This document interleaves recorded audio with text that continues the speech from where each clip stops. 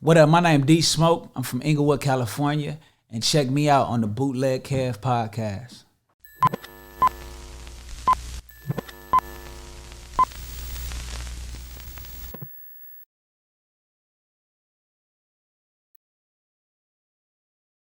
Yo, it's the Bootleg Kev Podcast, Bootleg Kev Show special guest, D Smoke. Yes, sir. Welcome, man. On? Hey, congrats on this album.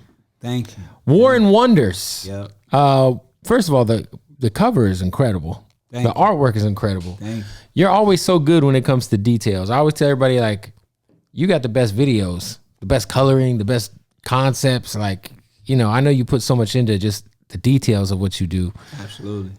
Give me why the name War and Wonders? What's the background behind that, and kind of dive into the story of the artwork.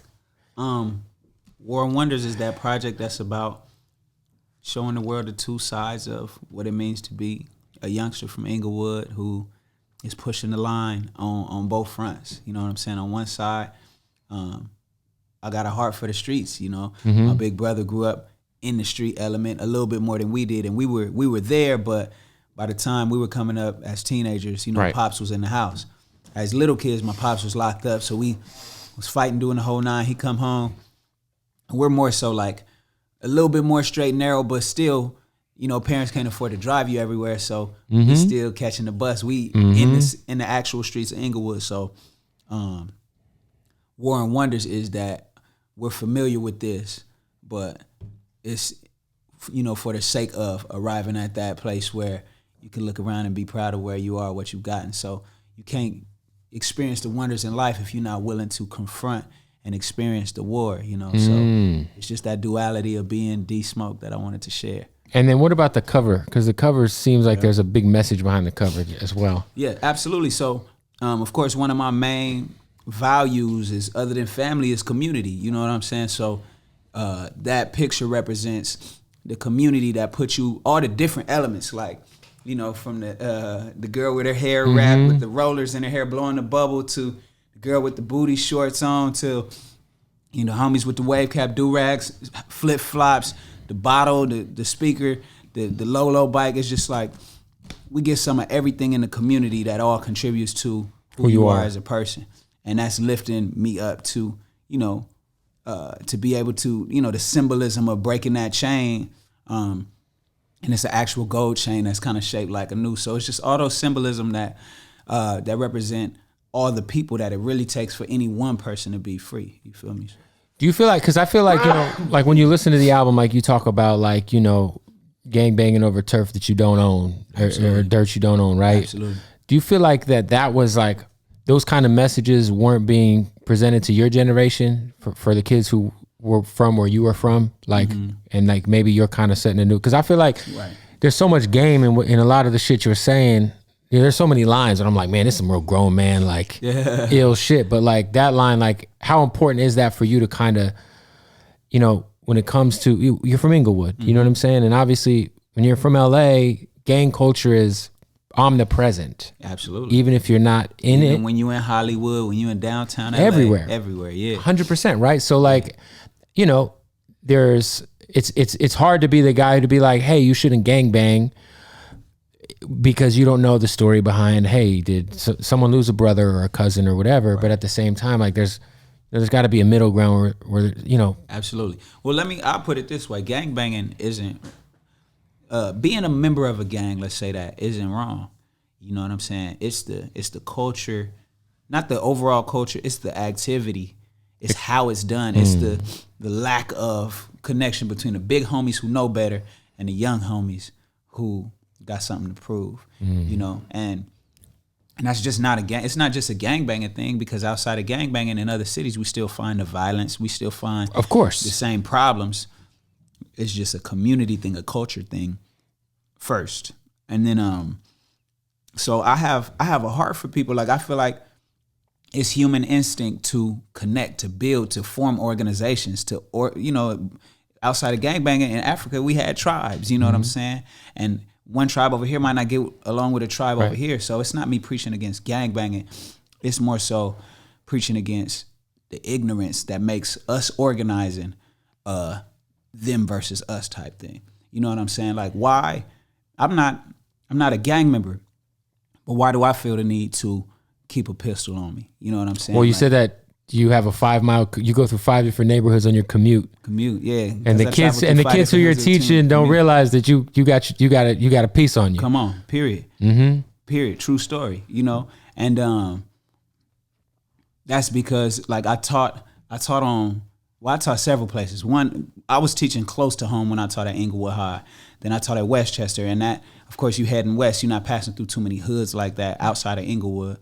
And then, but it was when I taught on Vermont and 60th, coming from Century and La Brea, that it's like, okay, I'm out of this neighborhood in Inglewood through these other 3 neighborhoods in Inglewood, through, you know what I'm saying, you know, the A-Trades, through the, you know, all these, like, all these different hoods. Lord forbid you have to stop and get gas. Come on now. We getting gas on our side. Right, you know what I'm saying? Right. Before you get in there, you know. And then, of course, there's an exception to every rule. I've stopped to get gas in another hood, you know. And you kind of hope that somebody ain't having a bad enough day to where they not listening to reason, or to where they don't ask no questions at all, you know, because that happens. It had been times where it was like they just pulled up and start busting. That's tragic, you know. But then there's been times where I'd have been pressed, and I could tell he looking at me like waiting for me to say the wrong thing, and I could tell he got a gun on him, like hand all tucked and everything, and I'm like, you know what I'm saying? And it's just a matter of, you know, have you mastered yourself enough to look him in the eyes and be like, I'm solid, bro. I hope all is well with you know, and just let him make that decision to be like, do I want to do a good human being harm? And I think even behind all the gang stuff, there's this, people have to be triggered or pushed over that little edge. And sometimes fear will push you. Being scary will push people over the edge. You know, it'll trigger that instinct, that predatory instinct. If you look like, oh, too shook, like, oh, I got him. Whereas if it's like, no, all is well, bro, God bless you. You know, but it's direct. It's like, I'm not scared of you, but I'm looking into you like, I know what you got. You know what I'm saying? And if you're going to do it, you're going to have to live with the fact that you did it in the wrong situation. You know, because fear tells on a lot of people. Some people are afraid because they know they might be on the bad side of some well-deserved karma. They might have done something similar out there. You know, that's not my story. So if you're going to pull up, and bust on D-Smoke, you're going to bust on somebody that is proud of what he did, done right by his family and his business partners. Right. And I'm going to look you in your eyes like, damn, is this that? Because we all got our day, you feel me? Like, and it's not that I want to go, but it's like, I've been in those situations where it could have been that, you know? So, and so much is outside your control. So like you're referring to, find my way, you know, in so many ways, it's like we're all navigating. As a teacher, I'm still navigating. I'm navigating like the law won. You know what I'm saying? California is it's hard to have a gun. You know what I'm saying? I'm navigating the law. I'm navigating, you know, going in there wanting to be effective with the kids, but I'm in the middle of the hood and it's a lot working against me. Just their mindsets, you know. So yeah, this album kind of shows both of that, and it shows love to the people. It's like people got to forgive themselves. Like they be hard on themselves. Like, man, I ain't got to figure it out, and that's okay. So that's the thing. Find my way. It's like we all out here trying to find our way. And once we think we found it, we still navigate. That's real shit. You said some ill shit. You had a line where you said that your wife drove you to sanity. My wife came in my life, drove me to sanity. Which I think is dope because, again, I'm married, but I feel like we don't hear enough about, you know, the benefits of having a solid woman behind you. Absolutely. You know? Absolutely. It's how much honesty are people willing to give, you know? And not just honesty, vulnerability. You know, because what was that? It was a Superman movie. Or was it a Superman movie or somebody referred to a Superman saying, you know, leave Clark Kent at home. Don't bring Lois Lane into the workplace.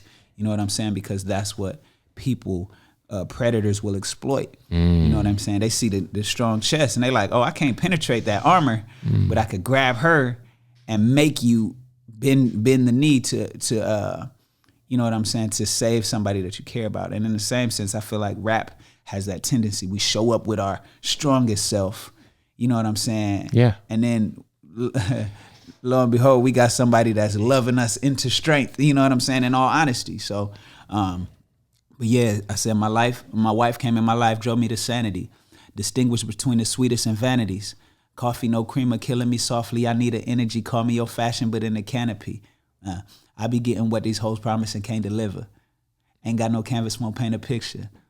Ain't got no time for their faint attempts. My little house is straight made of bricks, climbed a mountain and made a river. You know, so it's like, it's just the truth of it. And not that I'm imposing that view on anybody. Like, if you ain't found that person, don't try to make the wrong person that. For sure. You know that's a huge mistake. Don't do that. Yes. You know what I'm saying? Like, don't do that shit. Yeah. You know, and I think even prior to finding her, I think we're all a little bit guilty of like, because we got our hopes up that we got somebody, you know.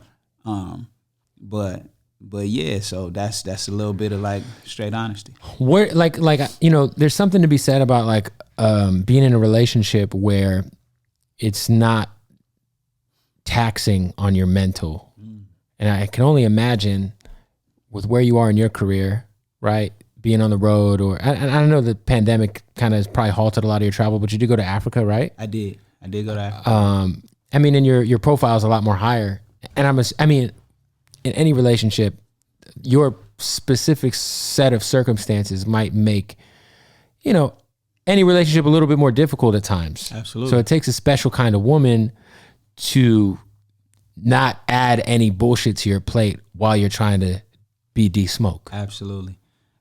Some of that comes from just confidence, you know, like, and confidence doesn't negate a woman's need to be reassured. Right. You know what I'm saying? Any woman is gonna, because the reassurance is it's not just in her being reassured in herself. It's reassured in your intent, how present you are, your actions, and your feelings. You know, the fact that your feelings haven't changed, you have to reassure them of that. You know what I'm saying? So that's some real shit, man. But when somebody needs reassurance of who they are, it's different. Then they've put you in a position that nobody deserves to be in, because you can say all the things in the world, but if you're not happy with you, it don't matter. From you, it gotta come from you. So, but yeah, you definitely need somebody that's confident, that is sure in themselves, and bold enough to be honest when it's not. When something's convenient. When it's not. Yeah, that's real. You know, and you got to be that too. You know, the responsibilities on both sides. There's additional work on my part and on my wife's part to maintain something that is true and strong and can withstand little stuff. You know what I'm saying? It's no secret that women on the internet are gonna be like, "That's my husband." That never met me. You know what I'm saying? And you got to just brush that off. You know? So. Yeah. Nah, I mean, I feel like, yeah, because especially when you were when the show first came out, there was bitches it was going crazy. Respectful young ladies were loving you. They were going crazy. No, it was going crazy. Yeah. It went nuts. I mean bitches in the most respectable way possible. Absolutely. We know what you mean. Like, you know what I'm saying? Beautiful, independent. Yes. Timely. Yeah, you know. Creative. Right. Hoes. Yeah. No, I'm just kidding. I'm just kidding. Both of us getting canceled. Kidding. We're kidding. I'm just kidding. Shout out to all the bitches in Ozo. Anyway. You stupid. You dumb. Shout out to all of them. You just announced the tour right before you got here, right? I did. How many dates is it? It's 22. Man, that's big. 22. And I know that I wanted to be 33, but there had to have been a Black Habits tour that was supposed to happen. It was cooked. We had those dates reserved for the Black Habits. Not these exact dates now, but we had all of those venues already lined up. And then the pandemic just fucked everything up. We literally, Corday hit me up, because even before we released Black Habits, all I had was Inglewood High out. Right. But we had that moment and a strong following and the songs from Rhythm and Flow. And he was like, bro, come on tour with me. The Lost Boy tour. Yes. Yeah. And he did some dates in January. So he hit me end of December, like, top of the year, you hopping out? And I was like, bro, I'd love to, but we're closing out a project right now. He was like, say less, I understand. You know, and, you know, we still put out Black Habits, and Black Habits did what it did, you know, so there's no regrets here. But it's like, damn, is there any world where we still put it out? And you went on that tour? Because the world's about to shut down, we go outside. Like, all right, one last time. We only got 1 month. Let me hop out. Let me pop out, yeah. Especially, you know, with Corday, incredible artist that I respect, like how he approaches, you know, creativity, his music, himself. 100%. He's one of the best, man. One of the greatest. Way early. Like, to be his age and to be doing it like that, it's like, it's dope to watch. Who else is another artist or two that are your peers that inspire you, man? I'm not talking about the OGs because it's easy to say Snoop or Dre or whoever. I mean, like, your peers, man. Man, it's a couple, man. Just because I don't distinguish between like singing and rapping and stuff like that. Right, of course. Just music. So I like the Sminos. Sminos fire. The Saba is crazy. Saba's crazy. Masego is crazy. Those are my guys. And then I'm from Cali, so I like hood shit too. So, you know what I'm saying? G Perico, the homie. I always look out for what he's doing. He's in the video? Yeah, G Perico, the homie, you know what I'm saying? RJ, he in the video too. They're my dogs, but when they put something out, I'm listening because they got their thumb on the pulse of the streets, you know. But it's and then it's just music that I'm just, I love like soulful shit. I like Alex Isley, you know what I'm saying? And so, but yeah. Do you feel like I feel like on this album, like as lyrical as a genius you are, I think you really pressed the pedal down on just rapping your ass off on this project. Like, what was your approach? This being your sophomore album, like we talked a little bit earlier, I think definitively it's better than Black Habits. Black Habits will get to the Grammy nomination, which was a big deal. But what was your approach, like your mind state going into recording this album that was different from Black Habits? Because Black Habits, like you said, the show happens, you already have, Inglewood High was already out, right? Mm-hmm. That's your first project coming out off the TV show, and now you're established. You got through a pandemic. What was your mind state recording this one? This one, it's just a lot of real life frustrated energy in this one. And I think that makes for good art, Like I'm pushing myself because I want to translate the turmoil that's happening inside. Plus, it's still the joy of where I'm fortunate enough to be in life, what I've been able to accomplish in a short amount of time after a long amount of time. You know what I'm saying? I've been at it for a long time, but then these 2 years, 2.5 years are crazy, So, but it's like the inner turmoil is like, damn, why would I have this big opportunity? You know what I'm saying? I got faith. I come from a God-fearing household, so it's like, God, why you gonna give me all this and shut the world down? Like, let me go outside. You know what I'm saying? Like, so for that to happen, it's like some of those songs come from that energy, but it's like you frustrated, but you still know who you are, so you're gonna give them that energy back. It's like in Inglewood, like before I had a grip of money, I still knew that inside it was something that distinguished me from what was outside. So I wasn't gonna let nothing run over me, and in the same sense, that energy gotta be in the music. Otherwise, people will applaud it a little bit. You know what I'm saying? Like, oh, good stuff, you cool, But they're not gonna champion it, because it's when you show them both sides of yourself, the angry side, the upset side, the vulnerable side. When you show them all of that, then people feel like he doing it for us. Cause they know that you don't stumble on that. You gotta push to that, So the way the album came about, like right when they announced that the tour wasn't gonna happen and we no longer prepping for tour, it's like, I'm at home, bro. Like, right. It was a weird moment for all of us. I'm at home. Yeah. Like, hey man, send me beats, bro. Yeah. Send me beats. And the first song I did off Warren Wonders is Shame on You. Oh wow. You know what I'm saying? Summer in the wintertime. So it's February. It's it's March. The month after Black Habits was done. Summer in the wintertime. Smoke back on this beat, act like it's dinner time. 4 packs, no receipt, no low jack on my heat in case I have to throw that in the river after center time. I'm good, I swear I'm good, I ain't losing no sleep. I'm hood, I'm wood, I'm where I wanna be, see no defeat. I pull that off the hip to shoot the shit to piss the vultures off. The coaches in good hands, goddamn that man is so in sync. You know what I'm saying? Just like talking my shit purely like I'm here. Give a fuck if we can't go on tour, if, you know what I'm saying, if we hit what we think is like a goal and then we find another like detour that we gotta take.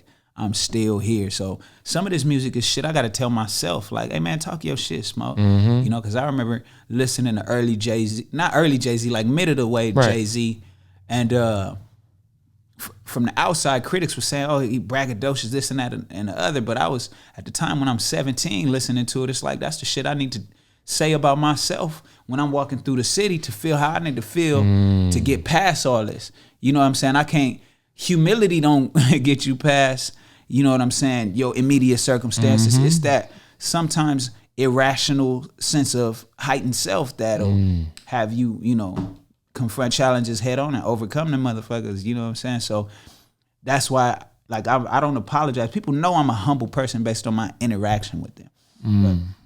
And in the music too, there are very intentional moments where you give people just lessons. I'm a teacher.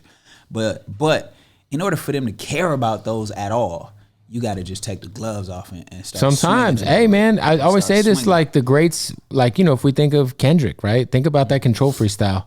That shit, I don't even think that shit came out on the Control verse, rather. It wasn't even a freestyle, but I don't think that song ever officially came out. It just like leaked on the blogs, and he would never think about that moment, how important that was, where he was like, yo, nobody's fucking with me. Sometimes you gotta, hey, smoking on your top 5. This is the most low profile motherfucker in the game. Period. And out of nowhere, smoking on your top 5. Like, sometimes you gotta hit motherfuckers in the mouth so they respect you. Period. Absolutely. Nah, for sure, man. That's crazy. So, you know, I feel like I saw the video, right? You shot a lot of that when you were in Africa. Absolutely. In Lagos. Where was like time wise? When did you go to Africa? I want to say February of this year, February right? of 2021. Right. Yes. So talk about that trip, because that's kind of a interesting time, or kind of like mentally feels like we're over the pandemic, even though shit's still hot. You know what I'm saying? But like, how was that trip, man? That trip was.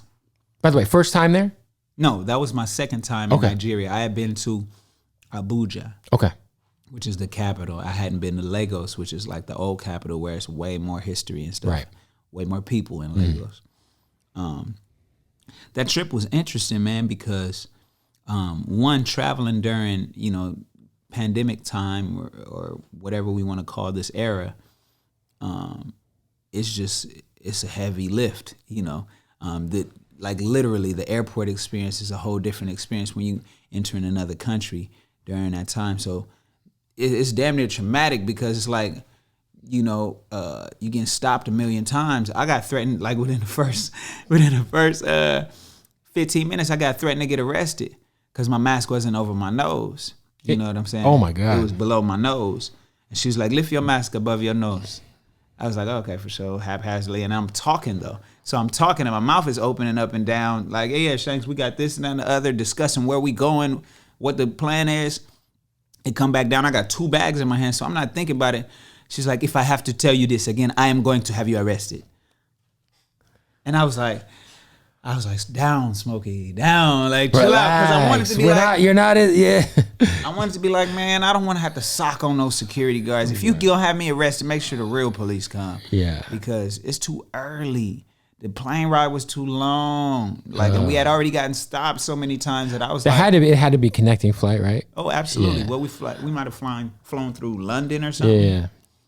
And so, but of course, that was all going on in my head. I pulled up my mask and was like, and it just, what gets me is they always got the black people policing the black people. You know what I'm saying? They got somebody look like my auntie telling me, pull up your mask.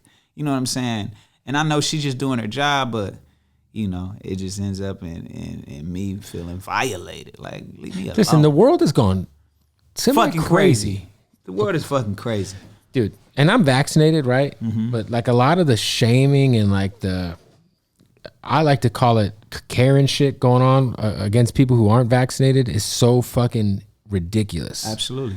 It like makes me sick. Like when I see people the way talking about Kyrie Irving and shit, I'm like, yo, like, not like people have the freedom to do what they want with their body. The fuck they want to do whatever the fuck. And I'm vaccinated. Yeah. And I get run me the booster, run me all the shots. Fuck it. Right. You know, I already got a fucking microchip in my pocket everywhere I go. You know where the fuck I'm at. I got 2 phones. Right. You got kids? Yeah. Oh, for sure.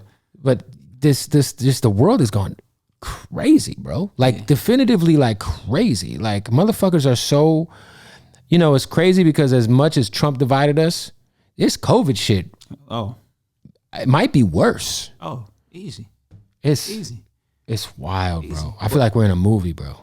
Oh, it's wild. It's a whole different planet. It seems like it's just, if you read, there are books that were written long before this time that talk about the dangers of information, like information being controlled by one central entity. Like the way people view one or two, right? The way people view the world, the way our opinions are so fed and you know, it's so built into our daily schedule, whether it's TV, whether it's Instagram, that we're not even aware that our opinions are being regurgitated. It's what we heard and we're kind of told to believe, you know what I'm saying? And people feel so strongly about them like they came up with it.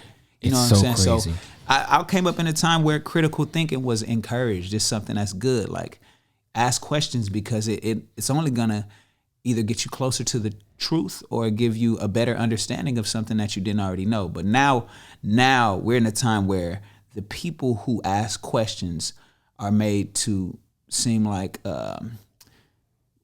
dangerous. Like the literal word dangerous. You're dangerous. I mean, your view is dangerous. They said that about Nicki. And I saw what Nicki, like all the stuff Nicki tweeted, and people acted like she killed a baby on the internet. And I was like, am I missing something here? Right. Did she not say she'd get vaccinated if she had to go on tour? Like, what the fuck is going on? Right. But no, the narrative is that they, whoever the fuck they are, would like for people to believe that by choosing to exercise your ownership of your own body in a way that says no. Or let me ask some questions here. Or at the end of the day, it's the no that bothers people. Like, no, it's You know, I mean the questions are deemed as problematic as well, because, you know, ultimately you want people to be able to be told what to do. But we getting too far into that shit. Like, the reality is the world is fucking weird. So People should feel comfortable being honest. And we talk about shaming when it comes to women. We talk about shaming when it comes to, you know what I'm saying? But we don't talk about it when it comes to people who say, I disagree. I feel like we are in an era where everyone is shamed if they don't go for the status quo for anything socially, right? And it's like, you know, you can't have any independent thoughts without being boxed into one world. Right. Like, it's like, hey, if you either think and agree with me on every issue, or you're this, or you're dangerous, or you're a piece of shit, or you're whatever the fuck it is. Where it's like, what happened? But the powerful part is, I come from a school where as soon as people start trying to make you out to be something, like I you know, what's that song? I'll be that. Yeah, I'll be all that. I'm dangerous. Yeah, let's be dangerous. Red man. You know what I'm saying? One time, you know, an ex was like, oh, she was mad at something I did, and it was just it was like a brief little relationship. We was trying something, it didn't work. You know, and in my book, I'm like, hey, it didn't work. We can be cool because we're grown and it's respect. But she started calling me out my name, like, you this. I was like, hey, you know, I'm not sure what you used to, but once you think that about me, you're free to walk away. Yeah. You don't have to call me names. Just don't call me. Yeah. You know what I'm saying? And then she kept calling me names, but calling me to call me names. So I was like, how about this? I'm him. I'm that guy. You know what I'm saying? If you want to call me fuck nigga, if you want to call me something, I'm him. Now make sure, exactly, save me as that in your phone. Yeah. So if you ever pick up the phone to call me, know that you're calling him, and you got to feel some kind of way about that. You know yeah, we talked about you know, having a gun illegally and like the gun thing. Hold on. Or semi, I don't know. The complications of having a gun being as a teacher. A legal owner of a firearm. No, I mean, when you were talking about moving, I don't know. Yeah. Well, we talked about the complications of being a legal firearm owner here. In California. Yes. In California. There we go. Gotta have the fucking clip in the trunk. Gotta, you know, exactly. Shit's fucking weird. I was about to say, by the time you fucking go get the clip out of your trunk, you're fucking dead. That's inconvenient. But what's crazy is, like, my whole life, I wouldn't say an anti-gun person, but I never gravitated towards guns. But I never really understood, like, I kind of have evolved on the issue since I moved here. Yeah. Because I'm like, yo, it's low key really hard to protect yourself out here. Right. It's like, and what we talked about earlier, like when I say that to certain people, they look at me like I'm a fucking MAGA person or something. Because I'm like, yeah, no, I think we should be able to have guns. Like, period. And it eliminates the assumption on one person's part that makes you automatically more powerful than the next. I think in a certain way,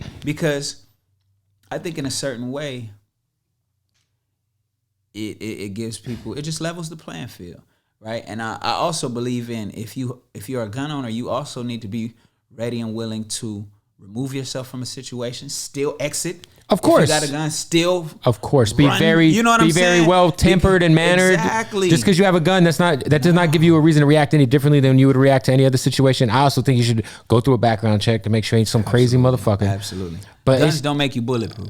100%. But I do. I'm like, when we think about like, on this side of LA right now, like, West Hollywood, Melrose, shit is hot out here. Like, I don't know if did you see the video of the guy in the LaMelo Ball jersey where they tried to run up and rob him and he had a gun. 3 kids ran up on this dude and his girl and they didn't know this dude was strapped too. Eesh. And so they ran up on him, guns out. He turned around and lit him up. They never found the guy who actually shot that, but it's all on video. And they're like, we're trying. Only in California will that guy probably get in trouble for protecting himself. Right. It's documented. It's on video. Right. It's documented that his life was in danger.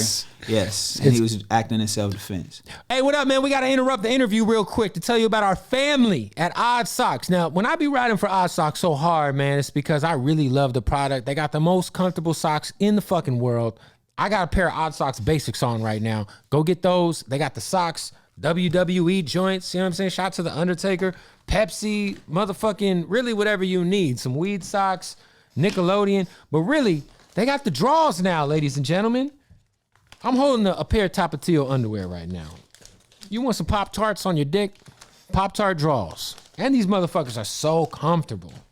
Like, man. So listen, you got to go to oddsocksofficial.com and use the promo code, the discount code Bootleg Kev at oddsocksofficial.com. You'll save 20% off underwear, the most comfortable socks in the world. Crazy licenses. Not only they got the WWE, they got the Scarface, they got the Street Fighter, they got the Nickelodeon, they got it all. So make sure you hit that website, oddsocksofficial.com. Save 20% off with the promo code Bootleg Kev. All right? Go do that. Shout out to Odd Socks. Let's get back to the interview. Talk about getting nominated for Best Rap Album of the Year and Best New Artist of the Year, which I even think is a bigger deal. Absolutely. Because that's a much harder category to crack, right, as a rapper. Right.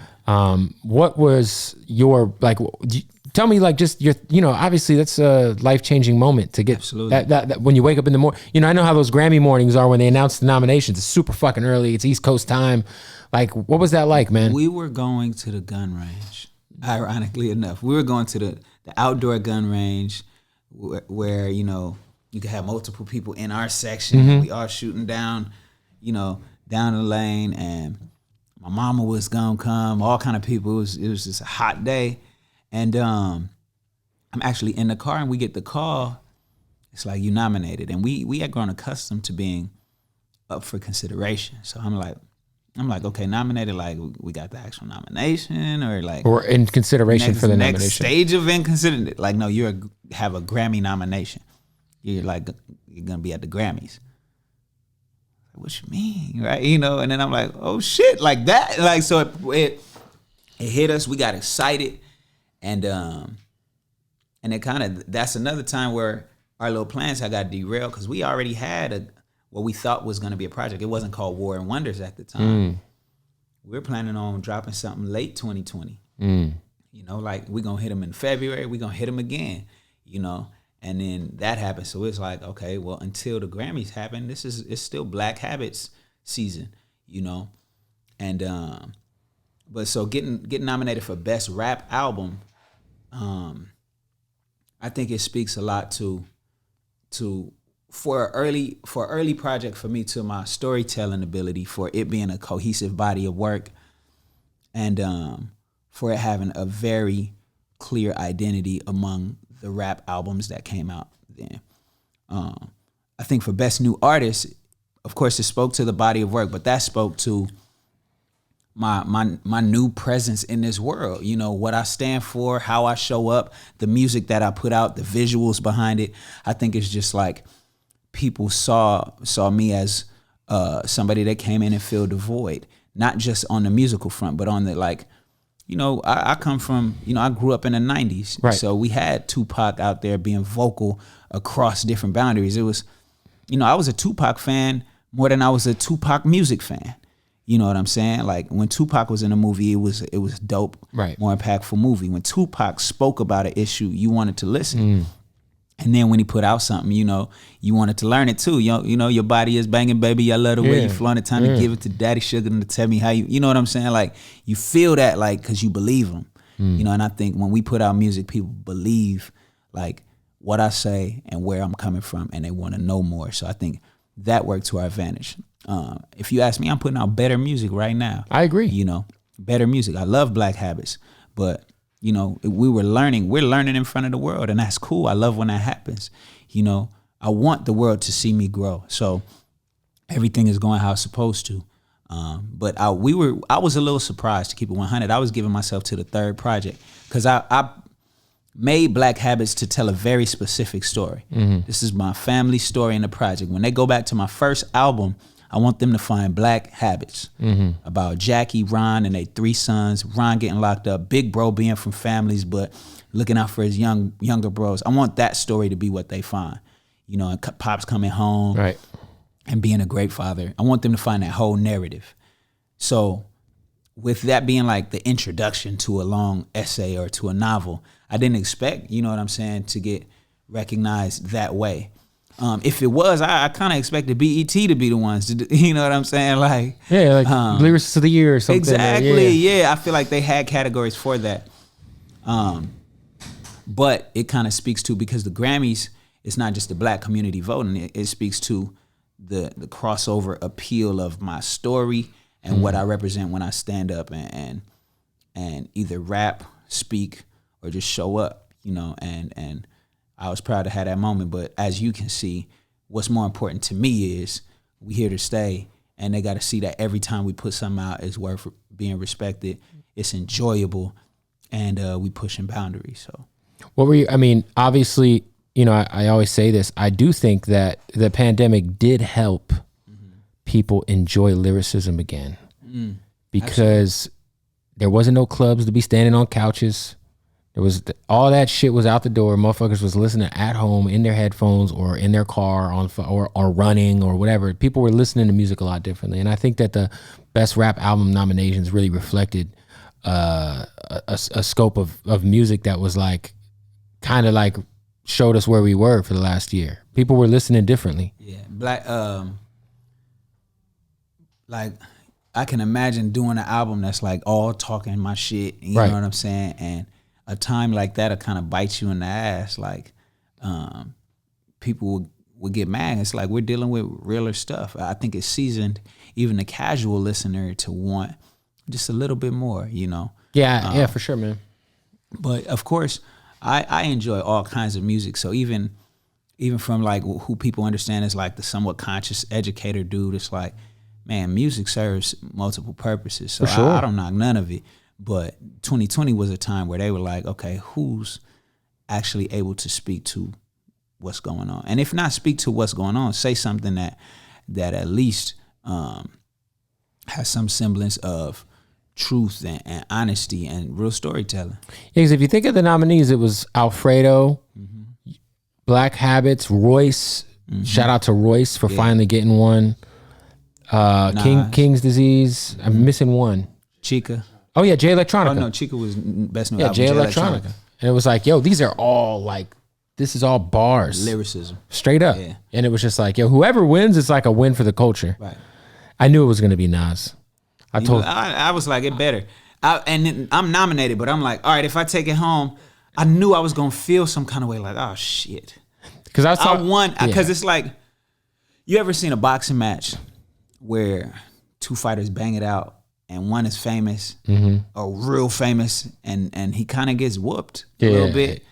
But, you know, he smiles and raises his hand after the fight, too. Like, yeah, I won. And we like, no, the fuck you didn't. Right. And then they announce, this dude, the popular one wins. You know, the look on their face always tells the story. Like, yeah, thanks. But it's like, damn. I loved King's Disease. I didn't think it was the best album in that category, but I knew he would win because Nas has never won a Grammy. It's his time. It's his time, man. And he deserves it. I wish they could retroactively give Nas Illmatic, and it was written and, all that. So I was like, now's the time for them to do right by Nas. Like, it's kind of like all that time Leonardo DiCaprio never had an Oscar. Right. And then he got one for The Revenant, and it was like, there's other roles he probably should have got, but but he deserves, just give him a fucking, he's Leo. He deserves a fucking Oscar. Absolutely. Nas needs a Grammy. Absolutely. Who won Best New Artist? I don't. Meg Thee Stallion. Shout out to Meg. Shout out to Meg for sure. Meg had a fucking year for sure, man. Incredible year. Yeah. If you had to pick a winner outside of Black Habits for, in your opinion, what was the best album? Not who deserved to win. Like, obviously we can say Nas, it was a good look for Nas to get it. I did like King's Disease a lot. I also liked the not the Algorithm. You talking about the Royce shit, the Allegory? Is it Allegory? Yeah. I was saying Algorithm, the Allegory. Yeah, he killed that shit. Tight as fuck, bro. Yeah. That shit was tight as hell. And I'm just talking about like Royce is a beast, man. It flowed. He rapped his motherfucking ass off. You know what I'm saying? I said Algorithm, but Allegory was hard. It was fire. I put it on and ran. Like when I was living downtown, couldn't do much, but I put it on and ran. And was just gone. It was just good to see him get that nomination too, man, because he's one of the all-time greats. Like lyrically, he's your rapper's favorite rapper, top tier. Yeah, I feel like him, Lupe. There's like a few guys who are like absolute master level alien MCs who just don't get the respect, and and Royce is one of those guys. Like, absolutely, shout out to Royce. So with this project, you have John Legend's on the album, your brother's on the album, Boogie's on the album. Yep. Marsha Ambrosia's on the album.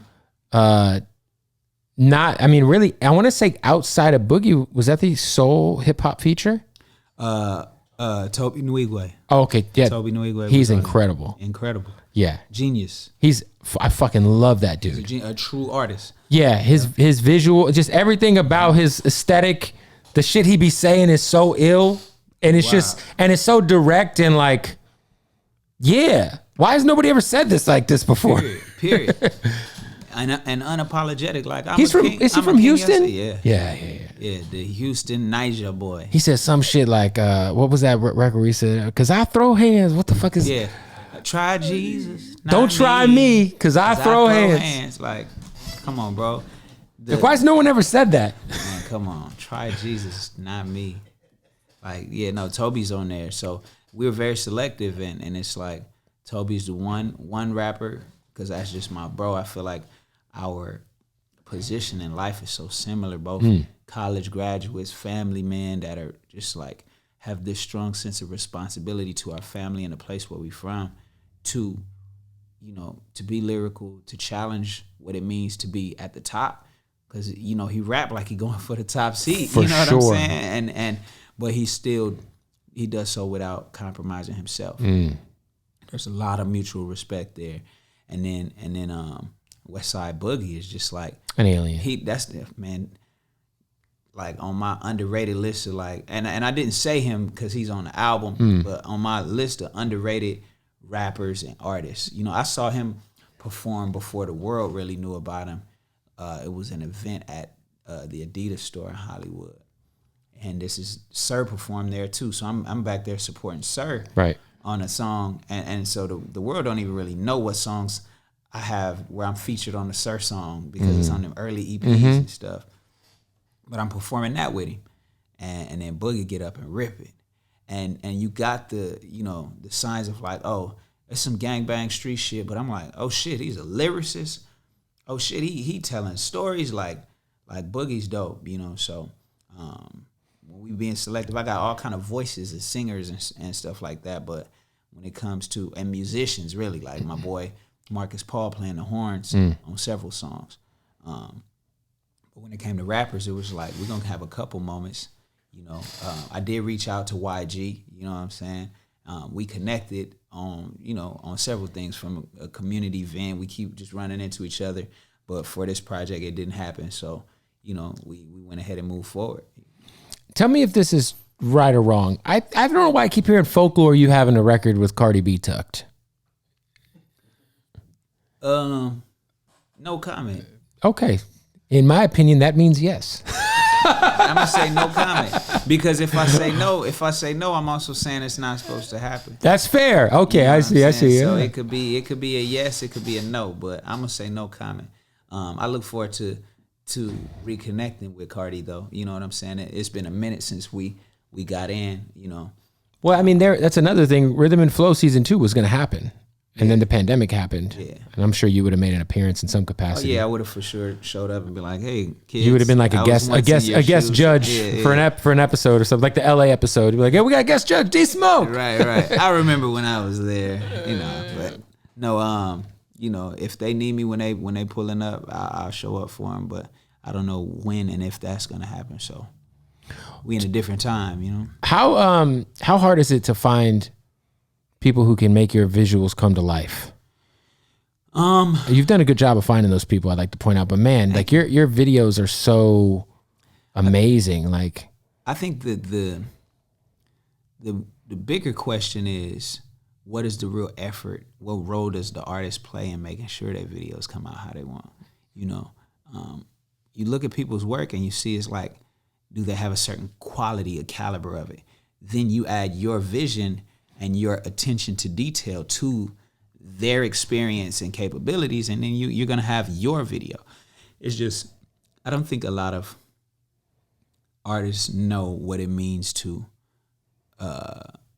be very active in that process.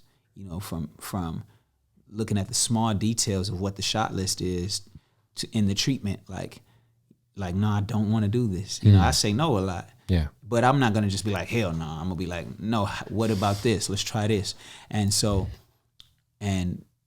working with like Sergio, who's incredible, who did all the Nip stuff, it's like we have developed a chemistry where it's like we communicate it, like expecting both of us to have feedback, because I'll shoot a video director an idea that's super underdeveloped, but it'll give them a sense of direction on like, okay, I where to can go do with that it. treatment. Yeah. You know what I'm saying? For example, when I worked with Child on the Honey Jack video. Great video. I love that video. And so that might be my favorite one. It's so good. Yeah. It's a little movie. Mm-hmm. I told her I want to do jazz club in the 20s or 30s or something. And then I told her I want to be like working in the club and drinking, and by the end I step up drunk. Every detail in between, like from the bus to this, like, yeah, like where do you find that bus? She did. Child is a genius, and her whole team is dope. Child and Nancy, and so it's always a pleasure to work with them. But yeah, so it just depends on it. It's like the artist having an idea of what they want to do, and how they want to be portrayed. So. Like, I know we had talked before how you were reinvesting a lot of the early money you were getting after the show into your videos, like into the project, into your own shit, right? Like, absolutely. I'm assuming this is prior before you maybe choose. I don't know when I know you ended up getting with Empire relatively soon after the show. Yeah, we shot that video. We shot the first video and another video on our own dollar. So we shot No Commas on our own dollar. We shot Honey Jack on our own dollar, and put together other materials around the rollout prior to getting with Empire. So by the time Empire came along, you had a lot of it already ready to go. It was teed up. Yeah, we had stuff ready to go, and that was key because we were in negotiations. We didn't just talk to Empire. We talked to, you know what I'm saying? We talked to Columbia. We talked to Def Jam, I think. We talked to Motown. I'm sure everybody was trying to sign you. Yeah, they were trying to sign us for sure. But it was too early for them to sign us to what we wanted to be signed to. Right, you're not gonna give up I always tell everybody, don't never sign too fucking early, man, because then you end up with the shitty terms. You might have an advance, but you better make that shit last because you ain't getting no money off your music ever. Exactly. Hell of a business person.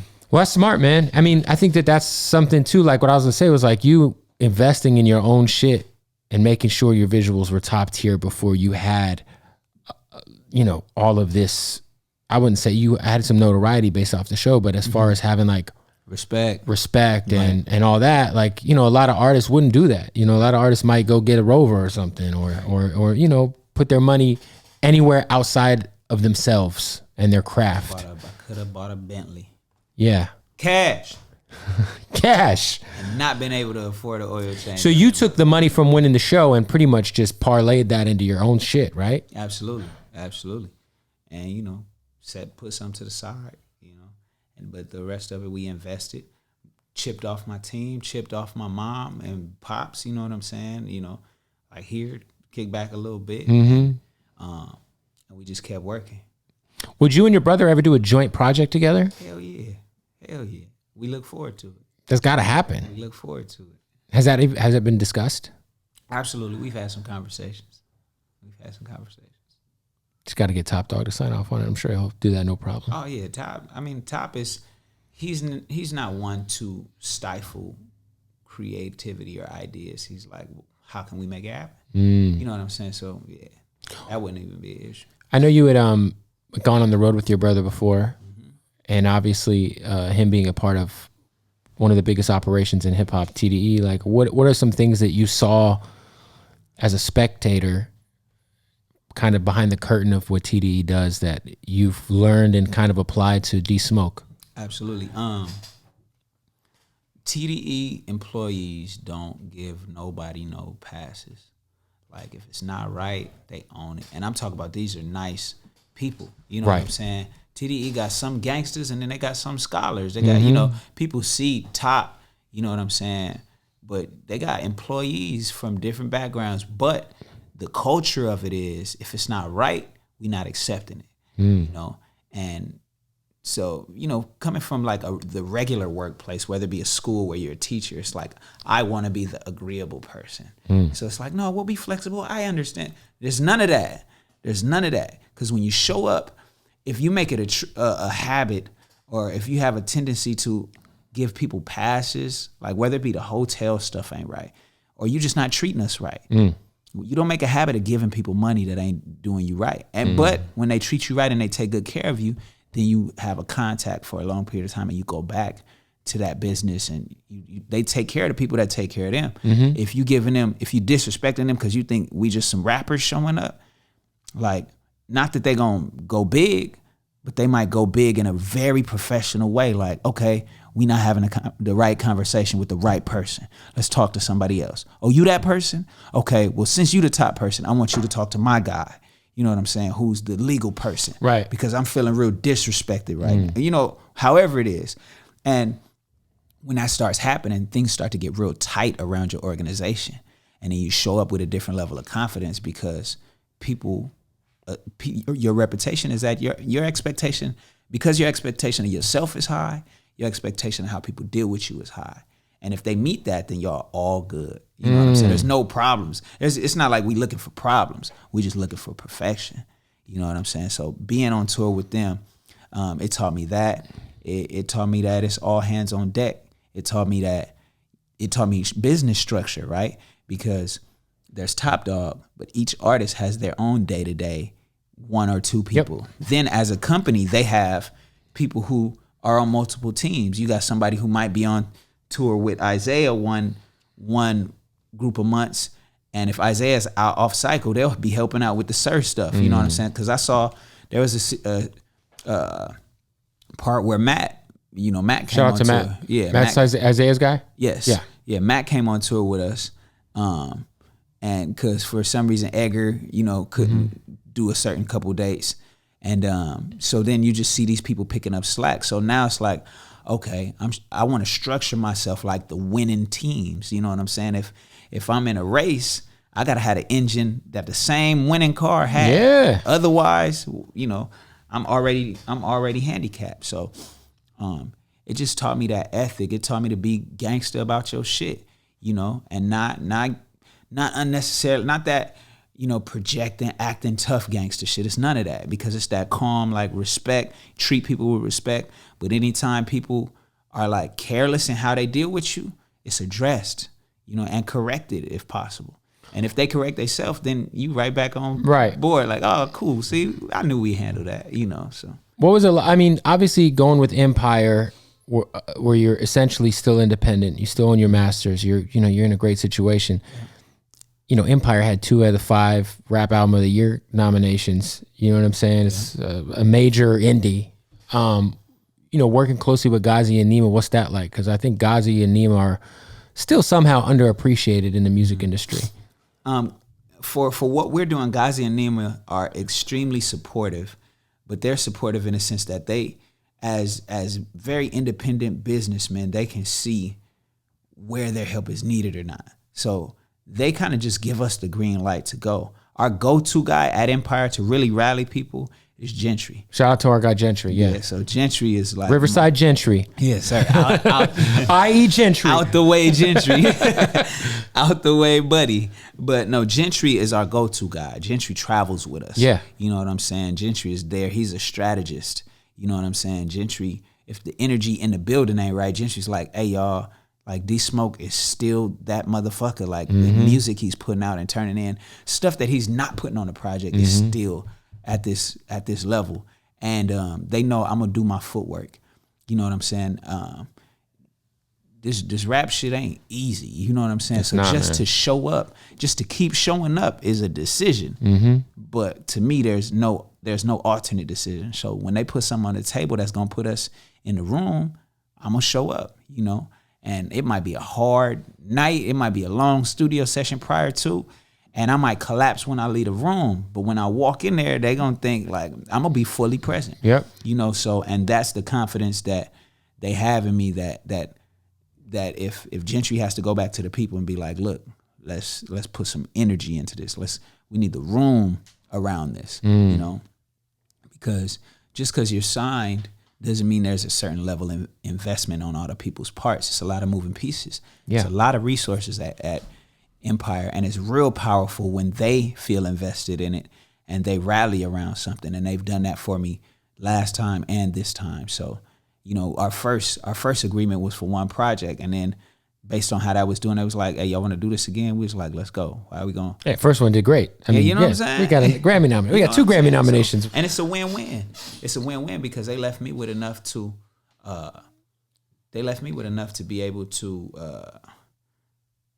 you know, to make money off what I'm doing. Yep. And have the freedom, but still have that support to be like, bro, we're not gonna have you out here just spending your money as it comes in all the time. We're gonna back you, and we're gonna put something together that's mutually beneficial. Or you can still look yourself in the mirror and be like, I'm a man. Yep. Not all contracts. That's important, man. So important. Yeah, not all contracts leave you. How long are we gonna have to wait for the next album? Because I know you said that there was gonna be one almost right after Black Habits. You were like, we're gonna drop this and then hit upside the head, and then the net, you know. So shoot.